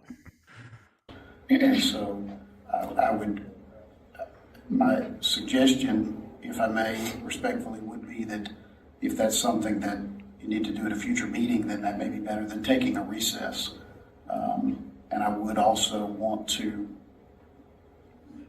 explain to the group, if you will, that all right, listen closely. This is a public body, and you will be bound, in my opinion, by open meetings laws, and so you wouldn't be able. Now, y'all heard that. I mean, of course, yeah, it is an open meeting, and it is an appointed public body, a bunch of bureaucrats, technically. No offense, guys, because most of you on the Charter Commission I like, but you heard him say it right there. They're basically going to treat these as open meetings, which also means public information requests and all that. And if you want to attend, go right ahead. And if you want to video it or record the audio, go right ahead. All right. And I want to say this. I'm glad to see that we've got over 100 people on all the platforms that are paying attention to this, because this is very important. This is the Charter Commission. This has to deal and is related directly to the term limits petition, and potentially could change the course of city governance. So, if you know some people that might want to pay attention to this, now's the time to tag them into the show as well. All right. Let's see here. Let's get a couple of comments in. Weston says, Ms. Morehart seemed very interested in working hard and taking the role serious. Yeah, I would agree with that. That's kind of my take on it. All right, here we go. To meet outside of a meeting with a quorum, or it could be considered to be a violation of open meetings laws. So either Richard would know. he's an expert on how to get around that. And have that as a discussion item, or do it here rather than taking a recess, I think would be a more appropriate way to do it, Mr. Jeter. Yeah, so Lee Jeter had asked about taking a recess so they could kind of mingle and get to know each other, and Richard Ray's trying to shoot that down. Of course, they were against the clock, too, because, it was after the city council meeting, which went long. And Snowmageddon. And Snowmageddon and ice, had to go put our ice chains on the tires and all that. So, all right, I'll save us some of this. So there was some discussion from David Johnson about Preston, Shane, or Lee Jeter being the chair, but I want to skip ahead to poor Juliana. She nominates Vicki Whitman for the chair, and Vicki promptly declines. So hold on a second. I would like to put Vicki Whitman up to be the chair. Willing to do that. I don't know if I would feel comfortable doing that right now, Juliana. I'll be honest with you. I appreciate your vote of confidence, but I'm new to this. So to take a leadership role in it, I would be a little bit hesitant. But I do appreciate your vote of confidence. Got it. So, But I would like to right say, off the bat, her So, nominee I gets too, shot I don't- down, and of course she's wanting to restrict commentary from the public. Way to go, Juliana. Let's see. Shane, I'm going to skip some of this. Again, we're going to post the whole video. It's set to auto post here in about an hour. Shane discussed, the reason for nominating the chair today or that particular day, because they needed to do things like setting the agenda and for the next meeting and all that sort of thing. But Preston, he was politicking right off the bat. So here we go. Chair will be also assigning all the assistant work to be done within the committee. So Is that a threat? so I'm willing to accept working as the chair, as long as somebody with some legal background and knowledge, such as Juliana, will accept as a vice chair.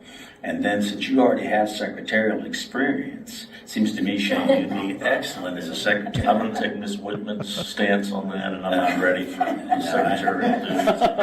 But I think that would be a great group, unless I actually may take you off the hook, Shane, and ask Mr. G. Okay, so I'm going to stop it right there. And I can't emphasize enough that everybody needs to pay close attention and listen closely to these next few comments, because you're about to know, if you don't, Colonel Crockett, especially in the comments, you're about to know what WASP stands for. So listen closely. Here we go. Jeter, because I think somebody with Mr. Jeter's experience can help us in that capacity. And whether we like me as a white Anglo-Saxon Protestant, and we can balance it out with a woman. And I think, if I'm not mistaken, you're actually black. So that would count to balance the committee. Well, it depends on who you ask. That's true. They're a very diversified group right off the bat. A white Anglo-Saxon Protestant, a woman, and somebody who might be black. We're not making this up. He literally said that. What are the chances? What are the chances that the candidate for Cockroach of the Week, two of them, are potentially sitting side by side? Oh, this is one of the great comments that we've had from public officials on this show. I mean, this is almost Zamboni level, almost. If you're still watching, Mike Echols, I mean, you got to give it up. That's pretty good there. I don't know if you rise to this level or not this week. Yeah, this is all right. So let's listen to that again. All right, let me get your wise comments out of the way. Here we go. Listen again. And whether we like me as a white Anglo-Saxon Protestant, and we can balance it out with a woman. And I think, if I'm not mistaken, you're actually black. So that would count to balance the committee. Well, it depends on who you ask. That's true. Now, these days, I am not afraid to that question. I would like to make a motion at this time. So they went ahead and nominated Preston and approved him 8-0 as chairman. And look, I don't think he said it as a racist comment or anything. I mean, my feeling, from listening to him is that he's actually a good guy and probably do well as the chair of this committee. So I just wanted to point out to Ryan Haygood, it's not the Masons you need to be worried about, brother. It's them dirt daubers called the WASP that you need to be worried about. Oh, this is... I was pretty tired out after being in front of the keyboard today, but this part of the show right here, I've been waiting to play that comment all evening. So, anyway. Well, look, you know what? I got to tell you, when I first heard, that, I had to look it up. I said, well, what exactly? Surely, did you know that actually WASP, that, I Googled it. I got to tell you. Well, I thought it was like being a member of what's the Marvel Universe deal? Oh, come on. The deal that the deal that the black guys ahead of. I can't think of it. It's a stupid long acronym, and of course it's a comical deal. But that was kind of my immediate thought. It was a top secret Marvel Universe. They're superheroes, I guess, but.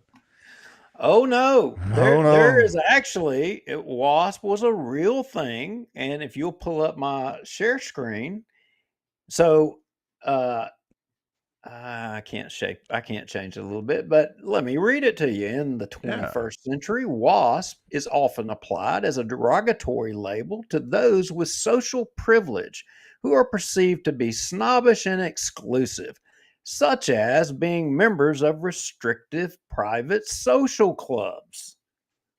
Private social club.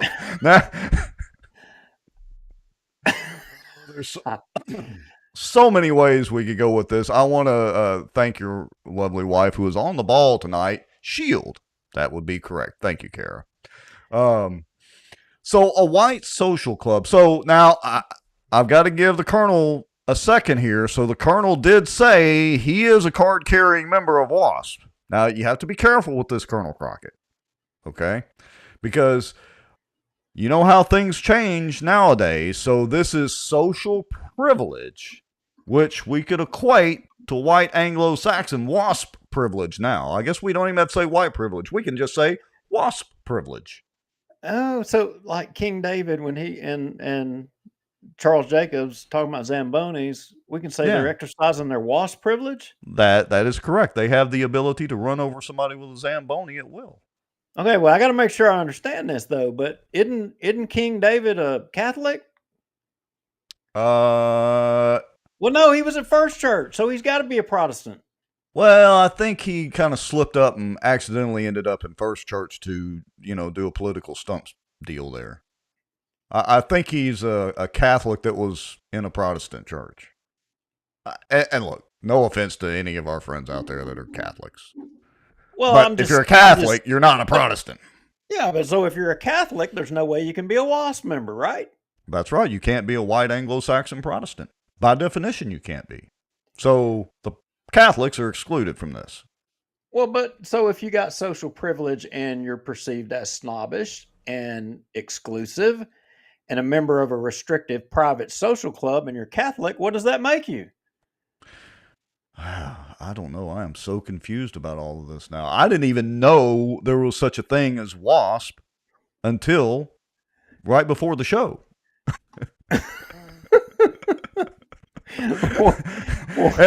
and thanks to your perfect Googling skills, you were able to figure it out real quick.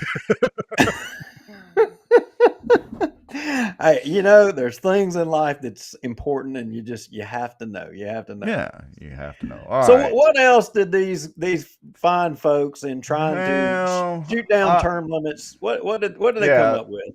So Vicky Whitman, she nominated Shane as the vice chair. They eventually voted on that and elected Shane as the vice chair.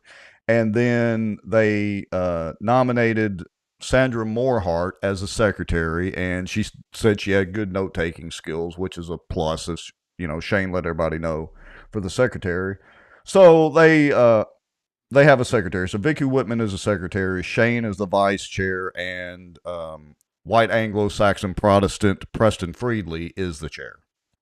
And I guess, well, the black man in the deal is just left out. All right. So, look, nothing against Lee Jeter. Lee Jeter is a great guy. We're friends, so he'll get the joke. All right. Anyway, so I want to skip ahead to the 28-minute mark because Shane asked about recording and live streaming. So let's talk about that. That I nominate Preston Friedley for chair of the charter committee. Hold on, let me skip up. It was 8-0 adopted or elected as vice chair. Richard, I just have one question before we move from that. You said it's being recorded there. Is it currently being live streamed or is it not live streamed? It's not live streamed. I don't know. Okay, but we can in our next meeting have that an agenda item where we're requesting that it be live streamed. Okay. I think that with the caveat that again, I don't know how it works, but I know that some city IT is involved and some people from NIPSI are involved, so that all right, look, let me stop there because this is kind of related to the Cypress District and their stupid tech quandary that they had the last meeting. It's not that hard to live stream, folks. I mean, granted, the city council does a pretty good job on their live stream. Your audio, Richard Ray, y'all need to boost your audio up a little bit because your audio, while clear and clean, is a little weak when we're listening to it streaming. But this is not complicated. If you need to do it on a budget, literally you can do it with an iPhone and iPad. Y'all have pretty darn good audio that just picks up the so the iPhones or iPads will pick up the ambient audio, and it can easily be live streamed. I mean, it literally wouldn't cost any money if you wanted to do it that way. So nobody's wanting to let the WASP thing go. I know. Let's see. Here. Paul Johnson said it all started with Henry VIII. Shelley Renee Polk says there was a book written about WASPs as they were referred to as American aristocracy. Somebody's doing a little homework there on it, or knows their stuff. So thank you for that, Shelley Renee. I guess I'll have to align with Mike Echols. I was out chasing wood ducks or something, I guess. You started this WASP deal. I didn't know anything about it until you figured it out. All right. Oh, but it's good stuff. It's good stuff. I'm going to jump ahead just a little bit. I want you to listen to this, though, about how the Charter Commission members received their notifications. Listen closely. Yes, about the secretary position before anybody volunteers. Secretary has the hardest job. You're going to have to contact, you're going to have to email or call to make sure the committee members know, because I know we all got snail mail for the invite to this meeting. Did you hear what he just said? They got snail mail. That means U.S. Postal Service mail for the invites to that meeting. And what they do is send it out Friday during the impending, ice doom. Wow. Yeah. And look, Jeffrey Sadhouse says a tablet works. Well, I would argue that the tablet doesn't really work for the police jury, but they could make it work because I can go to those meetings and live stream or record it with my iPhone and make it 10 times better than the police jury does, or with my iPad I can. So it absolutely can be done. But yeah, so according to Cheatham, they got their invitations by snail mail. And here we are in 2024. Not surprised. Not surprised. Yeah. All right. Let's jump ahead. David Johnson nominates Juliana Parks as secretary, and she promptly declines. So let's hear that. Go ahead and put up at this time, Mr. Chair, Mrs. Parks, if she'll forgive me for doing that. I know she's got a pretty full plate, but I think she can step up to the plate and bring some organization to this table, in this committee. I don't believe that I have the time to be able to do that job as well as somebody else might be able to at the moment. If there's anybody else who would like to volunteer, I would. She just doesn't have the time. I mean, she's on the library board. She does work for the sheriff's office. She's a police jury member. She's now on this charter commission. I mean, just where is she going to find the time? She's probably being honest. She probably doesn't. And she's got to sue people in the middle of that, too. Yeah. Let me answer this comment here. Let's see. Thomas Shea says, Rex, you know about snail mail, but not about wasp. Thomas, that's my story, and I'm sticking to it. So, well, it sounds like they had a productive meeting. I mean, they got all the racial and sex biases all out of the way, out in the open. They got all that behind them. So now they can start working on making some policy for Bossier City. Yeah, it was overall. I mean, it was the very first meeting, but they did get off to a good start. Again, for those of you, that hadn't been paying attention or just joined us, I'll be posting the whole video here in just about 45 minutes. But I do want to jump to this one comment because Amanda Nottingham gives us a little insight into live streaming, but also on the time frame for the Charter Commission. So this is a little important. Let's listen to this. The council meetings, for convenience, live streaming, those kinds of things to, I think, be as seamless as possible.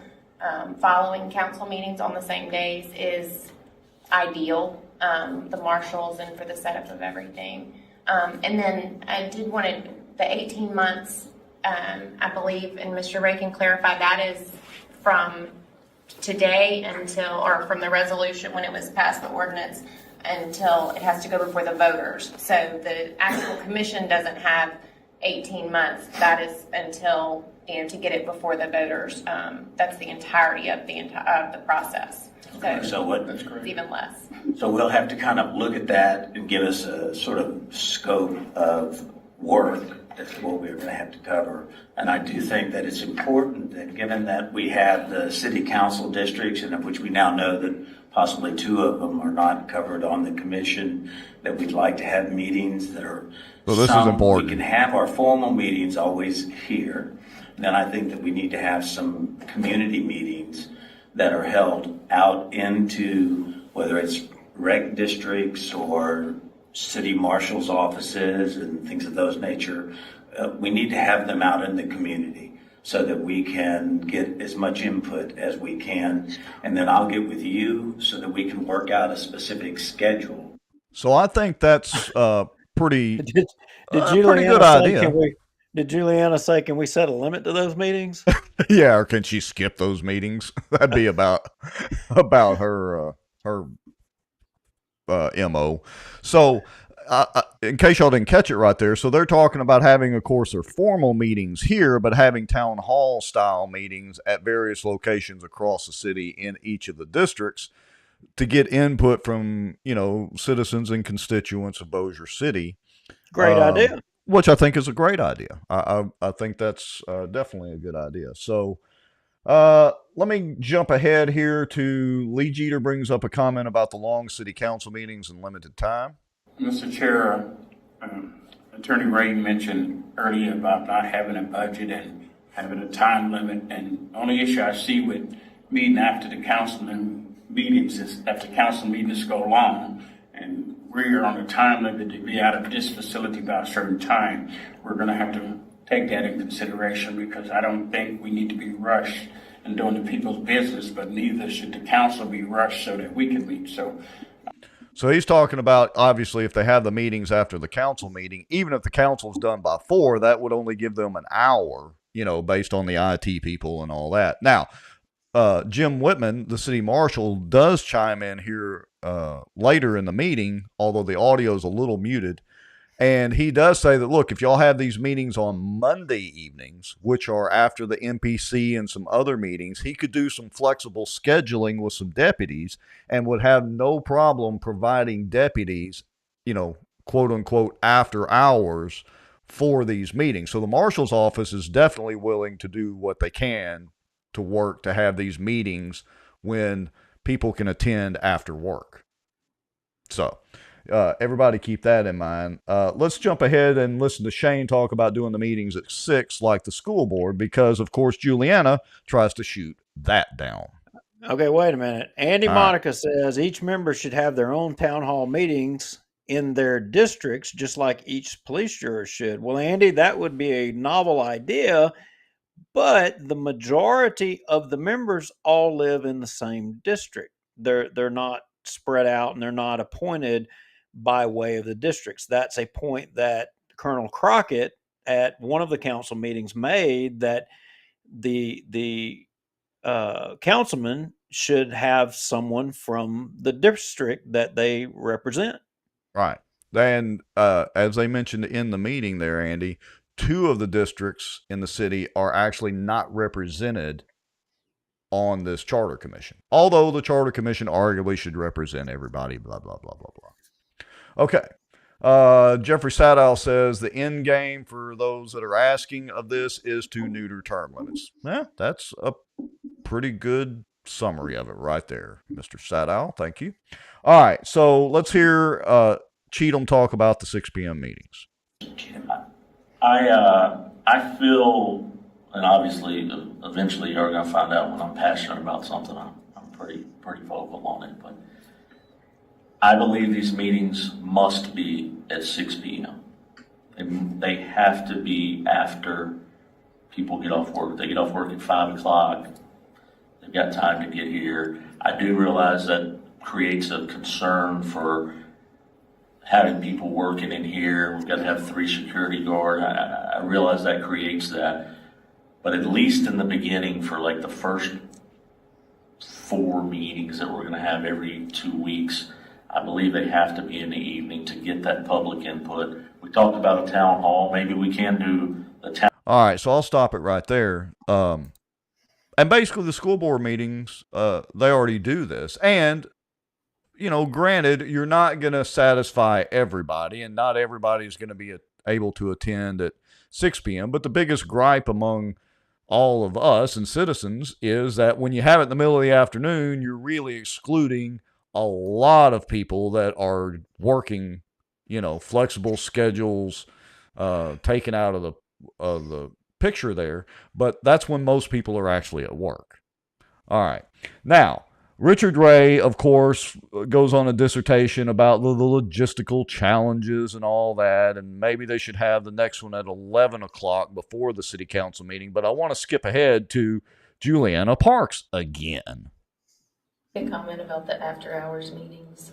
I believe by doing something like that, you're going to be, I know that you think you're going to be including people who work till 5, that they will be able to attend, but another thing I think that we need to consider is that you're going to be effectively excluding parents who have children who don't have care after school, or who have after-school activities, or have to do homework.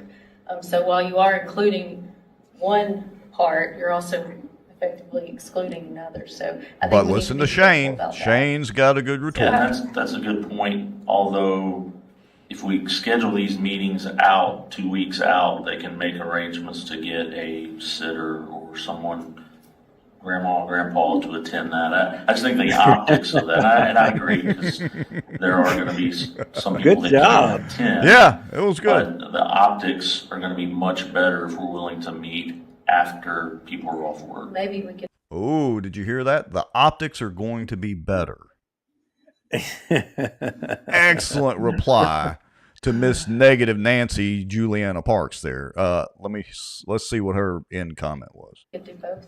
We could have, one. So just a point to think about. So if we are here to do what the people really want us to do. And if we start our work without knowing what the people want, then are we doing the people's work? I think. All right, so I'll stop it right there. She had a good point that, hey, maybe we need to have a few town halls first, not do any official business, but get feedback from folks, and then we can incorporate that into the agenda. Yeah, it actually was an excellent point, and I'm so glad that Shane shot Negative Nancy Juliana down on her retort for the 6 p.m. She's literally just trying to complicate everything, as usual. All right, so honestly, that's the majority of it. The next meeting is going to be January the 30th, 11 a.m. So that's an hour before lunch. Hopefully that will give them plenty of time to have their meeting in time for the city council to get set up for their meeting as well. So the next meeting, very important if you can attend it, because they're honestly probably not going to live stream it. We may live stream it. Wes may live stream it. At the very least, we'll try to be there and record the video so we can publish it later. I'm sure one of us will be there to do that. And again, thanks to Wes for getting this video. And so we had, pretty good video and audio of that meeting. Well, I know that we have. Go ahead. Well, just one more thing. Richard Ray does mention. Let me jump to this one. Richard Ray does mention a binder handout. If I may, not. You got that in front of us on our handout? In that binder that I passed out at the beginning, Yes. In the initial section, there's some basic historic documents, resolutions. This body is actually the third charter commission in Bossier City's history. All right, so he goes a little bit about the history right there, but public information request for that binder. Colonel Crockett, I task you with doing a public info request to get that binder or a copy of it. All right. Any final thoughts on this, Mr. Lowry? I am so done with the Charter Commission. I got to tell you, it's like it's like eating Cheerios without no milk. You just don't do it. Yeah, well, we can't leave out Danielle Marriott. She says, behind every great cameraman is the wife at home with the kids. So while we were out there risking life and limb in the ice storm to get this video, Danielle was doing her part by taking care of the Marriott children. So we do want to recognize that. Michael Ferris, Charter Commission for Dummies 2024 edition. That's probably what it says. That would make a great background for a show event notification. I think it really would. Well, right. I know that we have got a lot of other topics to go through. I mean, we haven't even the Bossier Parish School Board and the interview for the vacant seat. We were supposed to cover that last show, and I don't know. I think probably we need to put it on to the next show again. Yeah, we'll probably punt that one a little bit because it's not a pressing matter, but we do need to talk about it and discuss it. So do you want to dive into the Cypress District tonight, or do you want to punt that one again? Well, that one's kind of long as well, too, and I think we've got time on it, but we need to cover that one because there was some gems, and of course you were there and a part of that show, but the public needs to know about that. Y'all have a millage renewal coming up in April from these guys out here, and you're going to have to make a decision what you're going to do on it. And according to them in that video, there's actually going to be 3 millages on the ballot in April. Yeah, that is correct. So that would be 2 from the city council and then 1 from the Cypress District, which covers most of the parish. And we did publish the district map. I don't know if you saw it, Duke, but the Cypress District did actually send me a high-res PDF of the Cypress District now. So we've got that, and we have it published online. So if you don't know if you're under the taxing authority of the Cypress District, you most likely are. But go to Bossier Watch and just scroll down until you see the map, which will show you. You can zoom in on it and all that and find where you live and just look inside there. If you're in I think they've got it colored blue. If you're in the blue area, you're in the Cypress District. Well, what Gary White said, and you're on the Bossier City thing, it may be more than 3, but he said the library had one, library board had one, as well as Benton. But I thought we discussed it. Yeah, Benton pulled theirs. I think that's correct. Andy, maybe you can let us know in the comments. Benton was supposed to have some kind of millage or something on the ballot, but I think Benton pulled theirs. If you happen to know about that, Andy, let us know in the comments. Yeah, so we'll cover that in depth maybe the next show. And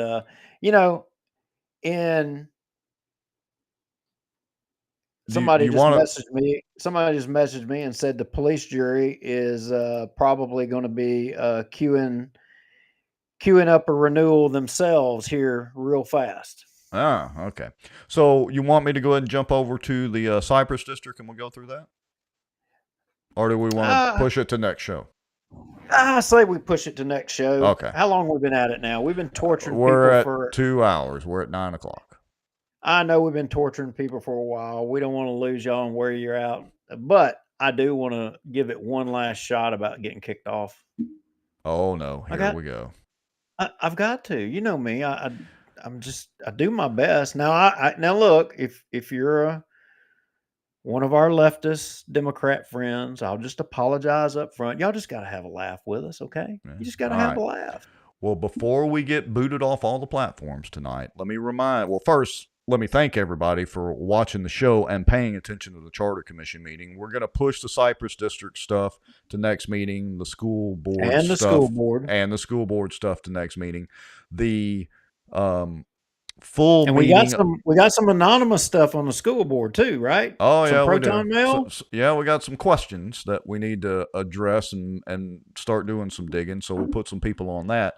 And let me remind everybody, at 9:30, the entire transcribed video is going to post on Bossier Watch of the Charter Commission meeting. I would ask that everybody that can share that around because we need as many people in Bossier City to see that and know what's going on as possible. All right. And of course, if you got stuff you want to share with us, go make a Proton Mail account, keep it anonymous, send it to bossierwatch@protonmail.com. Don't put any identifying information in and all that sort of thing, because obviously Proton Mail does work, as Channel 3 has so diligently been showing on the news. All right. So let's try to get booted off the platforms again. What have you got? Have you got it queued up and ready for me to share your screen? I'm ready to go. All right, here we go, folks. Oh, no. Have a good night, folks. Yeah. It's your boy, Joe Barack Obama's VB. I'm the big guy. Xavier on the beat. Black people can't get voter ID. They don't have Wi-Fi like you and me. I call all Hispanic people it takes. And you ain't black if you don't vote for me. Trump will put Joe back in chains. I love to shower with my daughter to this very day. My son Hunter is a good kid. He is a genius. Throw guns in the trash and Skittles on his. You can't go to a Dunkin' Donuts or even a 7-Eleven unless you have just the slightest of an Indian accent. I do not want my children growing up in the racial jungle and sharing a bus. I'm so sad that they closed Toys R Us, and I really miss Robert Byrd. He was my bud. I love sniffing children. I love Hillary Clinton. I love spending billions of your tax dollars drone striking buildings. Open up the border and land into fentanyl. If you change your gender, we'll promote you to general. Want to work for senators, expose all your genitals. The girls with Stephen Hawking always ate all their vegetables. You can't go to a Dunkin' Donuts or even a 7-Eleven unless you have just the slightest of an Indian accent. I do not want my children growing up in a racial jungle and sharing a bus. I'm so sad that they closed Toys R Us, and I really miss Robert Byrd. He was my bud.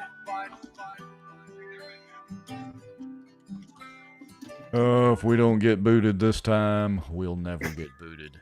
I'm sure they'll flag us for copyright somehow. Oh, heck. Didn't see you there. So, guys, I really had a change of heart. I was really wrong over the last few years. Why Joe Biden is the greatest president. So We're out of here, folks. Y'all have a Good night, y'all. good night, and thanks for watching.